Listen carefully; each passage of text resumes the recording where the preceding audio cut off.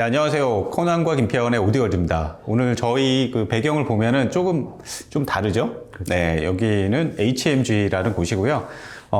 오늘 여기 모이게 된 이유는 여기 중앙에 있는 마크 레빈슨 1972년에 설립된 이후에 처음에는 MLAS 마크 레빈슨 오디오 시스템으로 시작을 했다가 나중에는 이제 마크 레빈슨 이제 넘버 막 2 시리즈, 3 시리즈 나오고 그 다음에 이제 마드리갈 랩 산하에 있었었죠. 그러다가 나중에 하만으로 넘어갔고 지금은 우리나라 기업이 소유하고 있습니다. 그렇죠. 바로 삼성이 하만을 인수하면서 이 마크 레빈슨도 어떻게 보면은 우리나라 거예요. 그렇죠. 우리나라 기업의 소유가 됐습니다. 세월이 흘러서 이렇게 됐는데 마크 레빈슨은 아시는 분들 뭐 워낙 많죠. 이게 하이엔드 오디오의 역사를 써내려간 브랜드고 어떻게 보면은 후배 엔지니어들이나 브랜드에게 어떤 하이엔드 오디오의 기치라든가 철학이라든가 이런 것들을 다 물려주고 어떤 전례, 설례, 레퍼런스를 만들어준 그런 메이커라고 할 수 있습니다. 그리고 마크 레빈슨을 설립한 사람은 말 그대로 마크 레빈슨이죠. 그렇죠. 네. 근데 마크 레빈슨이 역사가 깊은 만큼 뭐 다양한 이슈도 많이 있었고 다양한 뭐 제품들도 정말 많이 만들었는데 김편님은 혹시 마크 레빈슨 하면은 딱 기억나는 모델, 뭐 좋아하시는 모델 뭐가 있나요?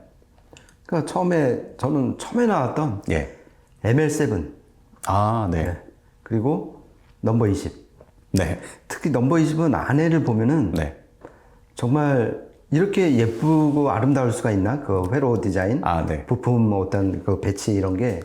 그리고 걔는 특히 토로이달 트랜스를 세워서 마주보게 집어넣었어요. 네네. 그 어떤 그 공간 배치, 공간 구성이 솔리드 앰프의 어떤 최고 미학을 좀 보여주는 것 같아서. 그렇죠. 그 곁에 그 화려한 방열핀도 물론 멋있지만 안에가 더 예쁜 것 같아요. 그렇죠. 지금까지 이어져 내려오고 있는 하이엔드 앰프들의 어떤 내부의 어떤 배치, 물리적인 구조들 이런 것들이 사실 알고 보면 마크 레빈슨이 만들어냈던 그런 것들이 굉장히 많아요. 보면은 뭐 프리앰프 본체 컨트롤부와 뭐 전원부를 나누는 이런 설계 뭐 그런 것도 그렇고 파워앰프도 옆에 이제 막 방열판을 정말 이렇게 크게 만들어 가지고 클래스 A 증폭 해내는 그런 앰프 설계 구조 뭐 이런 것들 정말 이렇게 전례가 없었던 이런 것들을 마크 레빈슨이 정말 많이 만들어냈습니다. 근데 1972년 설립인데 2022년 작년이 딱 50년이 됐어요. 그렇죠. 50년이 돼가지고 마크 레빈슨에서 50주년을 기념하는 제품을 내놨는데 바로 그게 이겁니다. 근데 지금 만지기가 좀 힘들어요. 너무 뜨겁습니다, 지금. 이렇게 뜨겁게 만든 이유는 이제 초창기에 마크 레빈슨이 예전에 클래스 A 증폭 앰프를 많이 만들었는데 이것도 낮은 출력에서는 A 클래스로 작동을 합니다. 그렇죠. 오늘 하여튼 그래서 마크 레빈슨 50주년 기념으로 나온 ML50이라는 제품 리뷰를 하는 시간을 갖도록 하겠습니다. 해외 뉴스에서 이 제품 출시 소식을 듣고 갑자기 옛날부터 이제 마크 레빈슨은 초창기 이후에는 계속 넘버로 나갔잖아요, 모델명은. 그런데 갑자기 ML로 나가요. ML은 정말 초창기 때, 초창기 때 모델 넘버 그 이름 짓는 방식이잖아요. 그렇죠. 딱 떠오르는 모델이 있죠. 그렇죠. 그 당시의 모델들. ML2죠. 그렇죠. 그러니까 그러니까 77년에 나온 거죠. 77년에 나왔는데, 그러니까 그 마크 레빈슨 파워앰프의 어떤 롤 모델, 그 디자인적 영감을 준 모델이고요. 특이하게 클래스 A로 25W를 내는 정말 뜨거운 앰프였습니다. 제가 아는 분이 이걸 아직도 쓰고 계신 분도 계시더라고요. 그러니까 마크 레빈슨 앰프들은 제가 예전에 막 수리하시는 이런 분들한테도 물어봤는데 워낙 소자나 이런 것들도 워낙 그 신뢰성 높은 것들을 쓰고 그리고 내부 설계나 이런 게 너무 좋아가지고 내구성이 수십 년이 지나도 정말 좋다고 하더라고요. 그리고 저는 그게 생각나요, 사실. 제가 마크 레빈슨 모델 중에서 파워앰프 중에서 가장 인상 깊게 들었던 거는 사실 넘버 20.5. 20.5.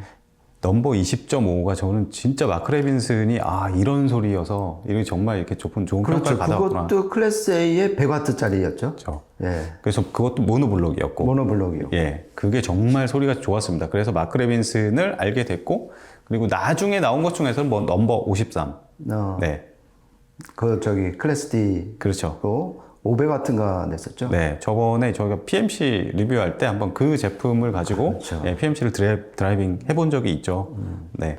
그리고 저희가 이 유튜브 리뷰했던 네. 5302 네, 그것도 상당히 인상적이었어요. 그러니까 네. 나오기는 스테레오 파워 앰프로 나왔는데 네. 똑같은 걸 두 대로 그렇죠. 모노 브릿지로 연결해서 출력을 그냥 급상승시키는 그런 재미도 있었고요. 네. 참 소리 좋게 들었던 것 같아요. 그쵸. 김편님이랑 그때도 정말, 이 정도였나? 예, 싶을 정도로 굉장히 위력적인 퍼포먼스를 좀 펼쳐냈었는데, 오늘은 그것보다 훨씬 상급입니다. ML50. ML50이라는 옛날식 이름 짓기를 좀 했는데 사실은 넘버 536, 536의 스페셜 버전이라고 이해하시면 될 것 같아요. 그렇죠. 예.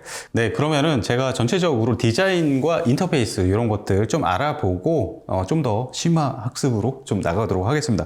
일단 전면 패널을 보면은 옛날 아까 얘기했던 넘버 20 시리즈의 그런 손잡이 이런 게 좀 연상되실 거예요. 그러니까 하얀색이고 근데 과거의 그런 손잡이의 디자인을 좀 현대적으로 계승한 그런 스타일을 보이고요. 전면에 보면은 붉은색 마크레면서 이 마크가 멋지게 딱 깔려 있습니다. 이게 뒤에 백라이트가 딱 깔려가지고 아주 은은하면서도 강렬한 그런 분위기를 풍기고 있고요. 옛날에 BMW 자동차 계기판을 좀 연상시키는 저는 개인적으로 그런 분위기를 풍기고 있고요. 특히 좀 특별한 거는 이 상판이에요. 상판에 보면은 내부 부품이나 이게 전부 다 보입니다. 내부 기판이. 그러니까 이 유리로 이렇게 덮어놔가지고 안쪽이 훤하게 보이고요. 안쪽이 붉은색, 지금 이제 저희가 붉은색으로 세팅을 해놨는데 붉은색 LED가 켜져서 도시 어떤 조감도 이런 거를 위에서 비행기에서 보고 있는 듯한 그렇죠. 그런 모습이에요. 그러니까 미래 도시를 좀 보는 듯한. 네. 그러니까 저쪽은 이제 벙커가 이제 여러 개 쭉 있고. 그렇죠. 커패시터는 그 원자력 발전소에 네. 발전기 같고. 네. 진짜 도회적이고 이런 네. 거를 얼마나 안에 회로가 자신이 있고 부품 배치가 자신 있었으면 이걸 다 공개를 했겠어요. 그렇죠. 그리고 앞에 이 커다란 토로이달 트랜스가 있는데 거기에 자랑스럽게 50이라는 지금 숫자가 써있잖아요. 네, 그러니까 그렇습니다. 이게 진짜 전 세계 100조 한정이잖아요. 그렇죠. 그리고 국내에는 10조만 들어왔다는 네. 그 자랑스러운 좀 훈장 같은 이런 디자인이 참 멋지네요. 네, 맞습니다. 그리고 옆쪽으로 보면은 방열판. 이게 낮은 출력에서는 클래스 A 증폭을 하기 때문에 열이 제법 납니다. 그래서 양쪽에 이제 열 방출을 위해서 그 제대로 좀 설계된 방열판이 쭉 늘어서 있어요. 이런 구성이고 뒤쪽에 뭐 RCA나 XLR 입력 모두 받고요. 그리고 출력은 보니까 8옴에 425W, 4옴으로 내려가면은 850W. 그리고 2옴에서 정확한 출력은 제시하지 않고 있는데 뭐 안정적인 출력을 제공한다. 이렇게 스펙에서 그렇게 발표를 하고 있습니다. 근데 좀 더 이제 깊이 들어가면 이제 내부 설계를 어떤 식으로 했을까 그게 궁금하실 텐데 김편님 내부 설계에 대해서 좀 설명 부탁드릴게요. 예, 그러니까 아까 초반에 이제 코난이 말한 것처럼 넘버 536. 그게 이제 2015년에 나온 모노블럭 파워 앰프인데요. 네. 기본 구성은 그거를 취하되 좀 더 업그레이드를 시킨 특별판으로 업그레이드 시킨 게 이 ML50인데요. 일단 전압 증폭단은 26dB를 확보를 하는데 그게 저번 5302 시간 때도 이제 말씀을 드렸는데 폴디드 캐스코드 방식으로 그러니까 JFET하고 BJT 즉 바이폴라 트랜지스터를 연이어 클래스 A로 증폭을 시켜서 26dB를 확보하는 그런 이제 어떤 전통적인 그 마크 레빈슨만의 전압 증폭단 설계인데요. 이 설계를 통해서 디스토션은 줄이고 노이즈도 줄이고 그다음에 밴드위스라고 그러잖아요. 그거는 좀 광대역으로 넓힌 그러면서 증폭의 선용도도 상당히 좋게 만든 이 네 마리 토끼를 잡은 거예요. 그래갖고 어떻게 보면은 저희가 오늘 이제 여러 곡을 들었는데 그 소리결의 핵심은 이 전압 증폭단, 그러니까 클래스 A로 설계된 전압 증폭단에 있다. 이렇게 좀 생각이 들었고요. 그리고 이제 양 사이드 방열핀이 있잖아요. 여기에 평활 코패시터가 18개씩 붙어 있어요.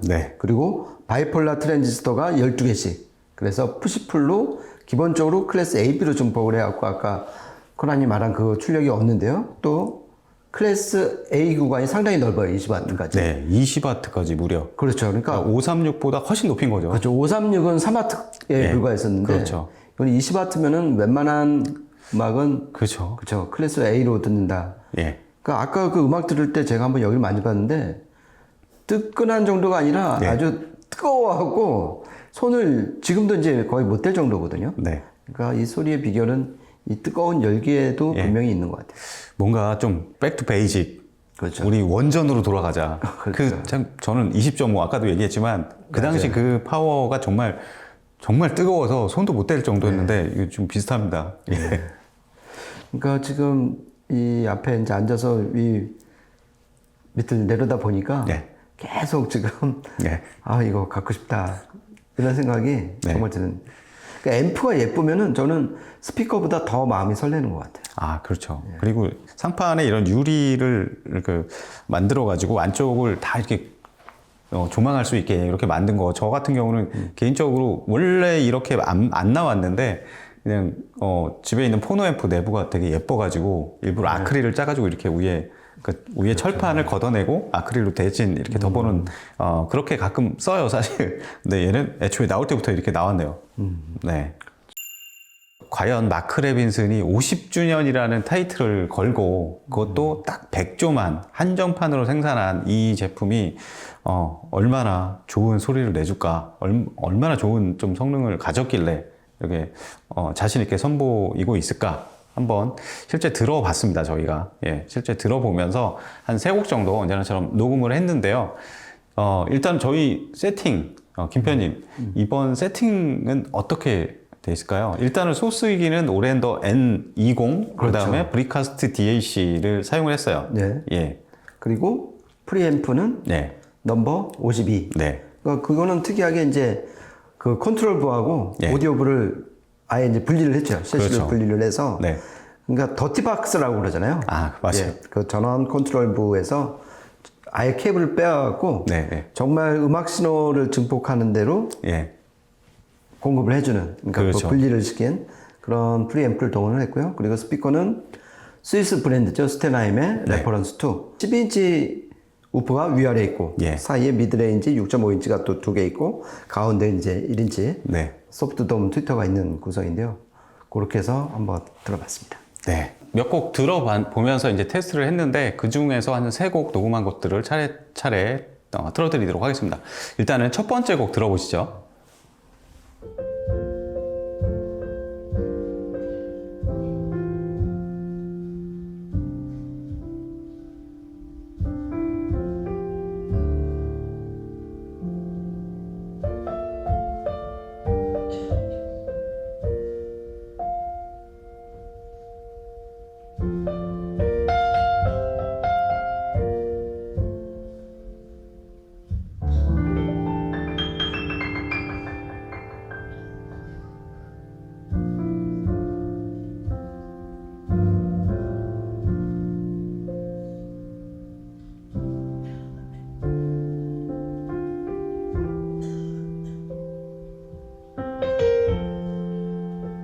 Just before our love got lost, you see,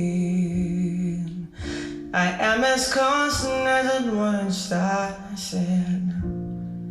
Constantly in the darkness, where's it at? If you want me, I'll be in the bar.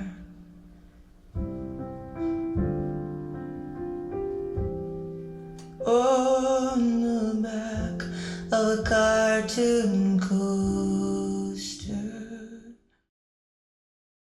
네, 첫 번째 들으신 곡은 다이애나 크롤의 파리 라이브 중에 A Case of You 들어보셨는데요. 저는 일단은 딱 처음 들으니까 일단 전체적인 밸런스가 굉장히 안정돼 있다.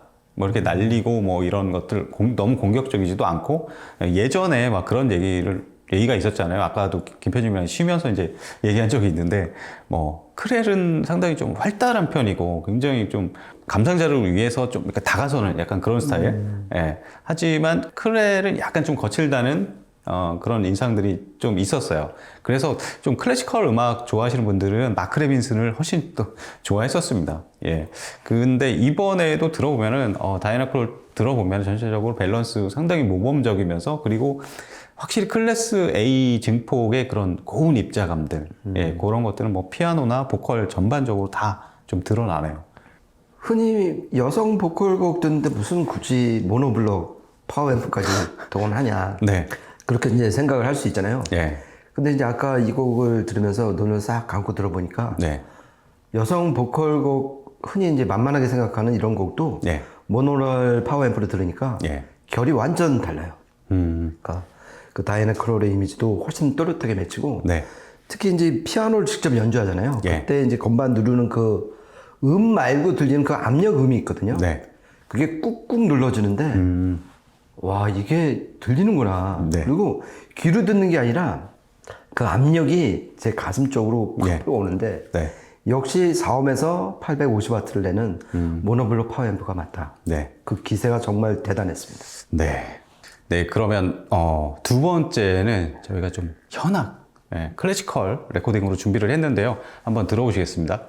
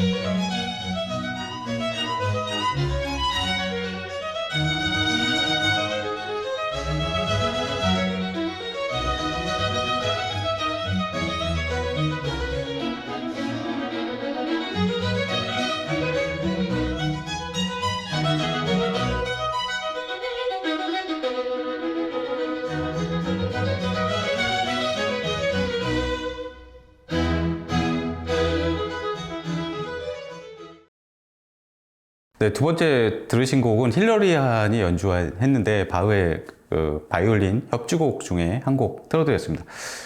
저는 최근에 며칠 전에 힐러리안이 국내 내한을 했어요. 내한을 해가지고 예술의 전당에서 공연을 한다고 해가지고 제가 다녀왔습니다. 네. 다녀왔는데 간만에 또 힐러리안의 이 바이올린 소리를 현장에서 들으니까 정말 뭐랄까요, 이 집에 있는 시스템 저도 정말 열심히 세팅을 했는데 비교가 안 되는 정말 그래요? 현장의 그 잔향이나 이런 것들이 너무 좋았었어요. 예. 근데 오늘 여기서 이제 마크 레빈슨 이 앰프를 들으니까 물론 현장의 라이브 그 현장의 사운드와 원래 그거를 녹음해서 마스터링 이제 뭐 믹싱 마스터링 엔지니어들이 만진 그 재생음과 그거는 좀 다른 분야이긴 하지만 그 마크 레빈슨으로 듣는 이 사운드는 확실히 클래스 A 증폭에서 굉장히 맑고 미립자 그런 막 분진이 느껴지는 그런 것들 있잖아요. 맞아요. 그런 것들은 정말 좋다. 예. 물론 이번 공연에서 연주한 거는 이제 베토벤의 바이올린 소나타였고 지금 틀어드린 거는 바흐의 바이올린 협주곡인데 그 A 클래스 증폭을 원래 상당히 좋아요. 집에서도 패스랩스 파워앰프 A 클래스 증폭에 모노블록을 쓰기도 하고 근데 같은 클래스 A인데 마크 크렐, 패스랩스 소리가 다 제각각이거든요. 그렇죠. 예. 똑같은 클래스 A 증폭이라고 해도 마크가 표현해내는 그 소리는 또 다르구나. 약간 이 현악 사운드에서 많이 또 느꼈습니다. 네. 네. 그러니까 저도 이제 비슷하게 느꼈는데요. 예. 바이올린 중고음은 정말 이 뜨거운 열기 덕분에 더 빛났던 것 같아요. 네. 이 뜨거웠다는 얘기는 뭐냐면은 그만큼 바이오스 전류를 많이 흘려줘왔고, 그렇죠. 얘가 그만큼 준비된 상태에서 흔히 말하는 그 크로스 오버 왜곡, 교체 네. 왜곡 없이 그렇죠. 처음부터 끝까지 진득하게 바이올린 소리를 들려줬다는 증거잖아요. 네. 더군다나 20와트까지. 네.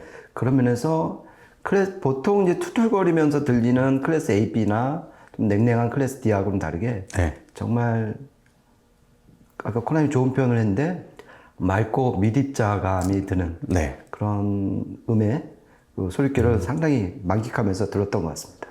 네, 그러면은 좀 분위기를 바꿔서 약간 리드미컬한 재즈 음악으로 준비를 했습니다. 세 번째 녹음한 곡 들려드리겠습니다.